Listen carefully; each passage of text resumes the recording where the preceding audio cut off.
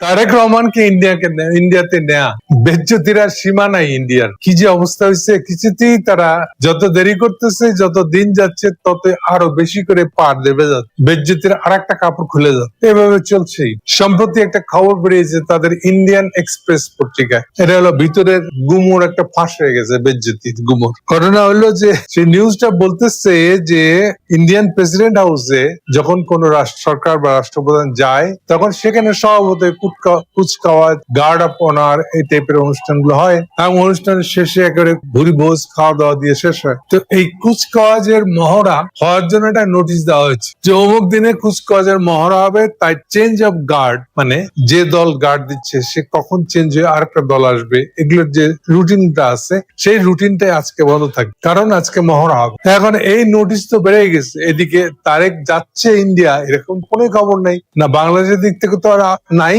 ইন্ডিয়ার দিক থেকেও করা স্পষ্ট করে সরকারি ভাবে বলতে পারে নাই, কিন্তু ইন্টারনালি এই মেসেজ তো চলে গেছে। এখন ইন্টারনালি এই মেসেজ যখন ছড়াই গেছে, এই খবরটা বাইরে চলে আসছে, আর তার যাওয়ার কোনো খবরই নাই। এদিকে তাদের চেঞ্জ অফ গার্ড কবে হবে তাই নিয়ে তারা একটা ইন্টারনাল নোটিশ দিয়ে বলেছে। নোটিশটা দেওয়ার 1 ঘন্টা পরে টের পাইছে যে মুখে মাটি গেছে, আর কি করা, থু থু করে ফেলে দেওয়া ছাড়া বুঝে নিত মানুষের মুখে মাটি গেলে কি অবস্থা হয়, কত তাড়াতাড়ি মুখ দিয়ে হালাইবো এর জন্য অস্থির পাগল হয়ে যায়। তো সে অবস্থা হচ্ছে ইন্ডিয়ার। 1 ঘন্টার মধ্যে সেই সার্কুলার উইথড্র করে দিচ্ছে, সার্কুলারটা পাবলিক হয়ে গেছে। তো দেখেন ওদের অবস্থাটা কি দুরবস্থায় পড়ছে। তারা ভাবছে আরে বাংলাদেশ এটা তো আমাদেরই হাসিনা, আমরা এত করে কুত্তা ডাক দেওয়ার মতন ডাক দিলে হাসিনা দৌড় দৌড় দৌড় চলে যাচ্ছে। বাংলাদেশ তো তাই, বাংলাদেশ সেই বাংলাদেশ নাই, এইটা তাদের ঠিক মতো কোনো হুঁশ হয় না, হুঁশ হলেও বিশ্বাস করতে চাচ্ছে না যে এটা তাই হয়েছে। তো তারই পরিণতি হয়েছে এইটা যে আরে ঠিক আছে বাংলাদেশের প্রধানমন্ত্রীকে ডাকলি তো আস, কিন্তু এইটা যে আসবে না, আর এটা যে এইভাবে ডাল গলতেছে না, পরিষ্কার করে তারেক সরকারের দিক থেকে বলা হয়েছে পরিবেশ তৈরি করে। এটা হলো ভদ্রলোকী ল্যাঙ্গুয়েজটা, বাইরের ল্যাঙ্গুয়েজ। ভিতরে বলা হচ্ছে পরিবেশ তৈরি বলতে এটা বুঝবো আপনারা হাসিনাকে ফেরত দিবেন, আর হাদির খুনি যারা পলায় আছে বলতেছেন তাদেরকে ফেরত দিবেন। ব্রডলি বাংলাদেশ ভারত যেন সম্পর্কটা উন্নত লাভ করতে পারে সেই জন্য একটা পরিবেশ তৈরি করে। এখন এই পরিবেশ তৈরি করার আরো বানে আছে, আমি আগেও আপনাদেরকে বলেছি যে যেটাকে আমরা সামিট বলি। সামিট মানে 2 সরকার প্রধান বা 2 রাষ্ট্রপ্রধানের মধ্যে যখন সাক্ষাৎ হয়, বাইরের দিক থেকে দেখে মনে হয় ওই দিনই যেসব চুক্তিগুলো সাইন হয়েছে তা ওই দিনই ওদের আলোচনা হয়েছে। একেবারে মিছা কথা। কি বিষয়ে আলোচনা হবে, মানে স্বাক্ষর হবে, সেই বিষয়টা না হলে 1 মাস আগে, 1 থেকে 2 মাস আগে থাকতে এটা নিয়ে 2 পক্ষের মধ্যে আলোচনা চলে অপ্রকাশিত ভাবে। সে আলোচনা 2-1টা খুচরা নিউজ কোন কোন পত্রিকায় ছেপে দিতে পারে, কিন্তু ওটাও ফাইনাল না, ফাইনাল কিছুই না আসলে। ওটা আসলে নিজেদের মধ্যে যখন টেবিলে বসে, কিন্তু আগে ঠিক হয় যে একটা সম্ভাব্য ডেট কবে, তারপরে ঠিক হয় ওই সম্ভাব্য ডেটের দিনে কি কি বিষয় নিয়ে কথা বলা হবে। মিনিমাম 2-1টা অমীমাংসিত বিষয়ে যদি ফয়সালা নাই হয়, তাহলে তো এই প্রশ্ন উঠবে সাংবাদিকদের মধ্যে যে এই সফরটা হওয়ার দরকার ছিল কি, সফরের লাভ হলো কি, সরাসরি সাংবাদিক জিজ্ঞেস করবো। সেই জন্য অন্তত 2-1টা করে লাভ, অমীমাংসিত বিষয় মীমাংসিত হয়েছে এরকম কিছু একটা হইতে হয়। ফলে সফর মানে একটা ডেট ডিক্লেয়ার করলে আমার সফর হয়ে গেল এমন সস্তা না। সফর মানে তারা 2 মাস আগে থাকতে প্রস্তুতি লাগে, সেই প্রস্তুতিতে আগে ঠিক হয়ে যায় কি কি বিষয়ে তারা ঐকমত্য হয়েছে, কি কি বিষয় এবার এভাবে ফয়সালা, আর কি কি বিষয় এখনই পারতেছে। এরপরে সব ঠিক হয়ে যায় যেদিন দেখা হয় সফরের দিন, সেদিন খালি আনুষ্ঠানিকতা, আনুষ্ঠানিকভাবে ওই দিন খালি সাইন, আর মুখোমুখি কথা বলার সুযোগ পেলে 2-1জন সুযোগ নেয়।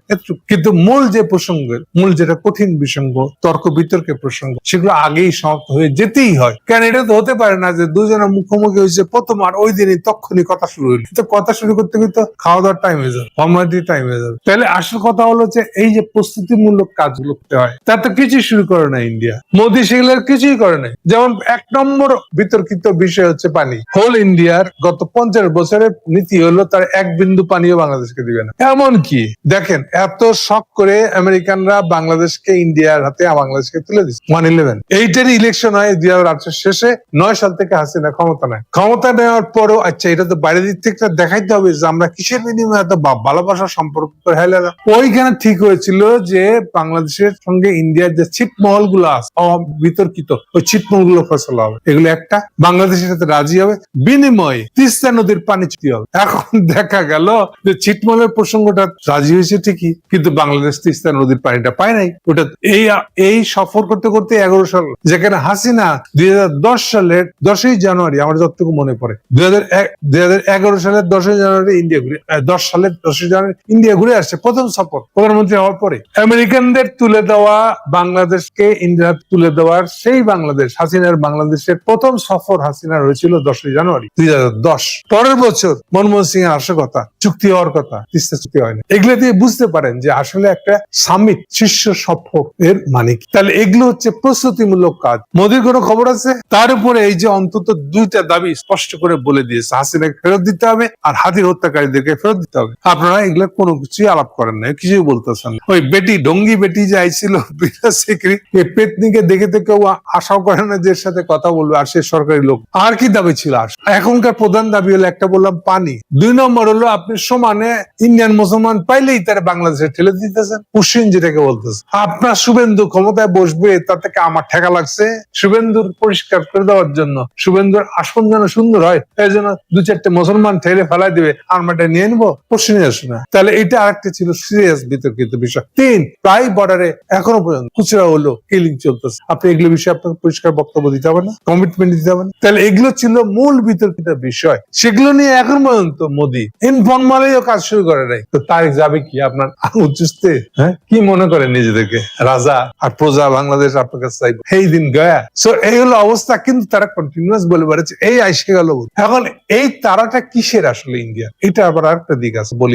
এখনো ইন্ডিয়া বাংলাদেশে রপ্তানি করে, হাসিনা আমল ছিল 10 বিলিয়ন, টাকার মানে বেড়ে যাওয়া হ্যান ত্যান হয়ে এটা বোধহয় গত বছর হয়েছে 14 বিলিয়ন। আপনি বুঝতে পারেন ইন্ডিয়া 14 বিলিয়ন ডলারের পণ্য বাংলাদেশে, আর বাংলাদেশ থেকে গেছে মাত্র 2 বিলিয়ন। এটা আগেও এরকমই। তাইলে এই মার্কেটটা কি থাকবে? এই হচ্ছে প্রশ্ন। কেন?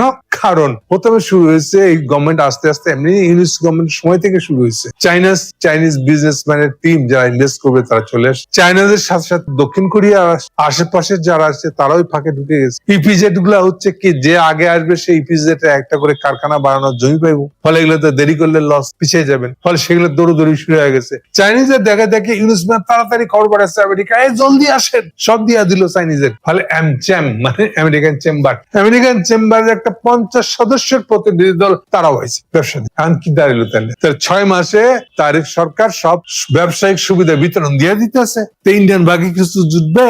আর এই ফাঁকে পেঁয়াজ নাই, এটা নাই, সেটা নাই, তুরস্ক নাহলে ইয়ে থেকে, পাকিস্তান থেকে এটা আমদানি শুরু হয়েছে। ইন্ডিয়ান ভাগে পড়ছে কি 2-4টা কাঁচামরিচ।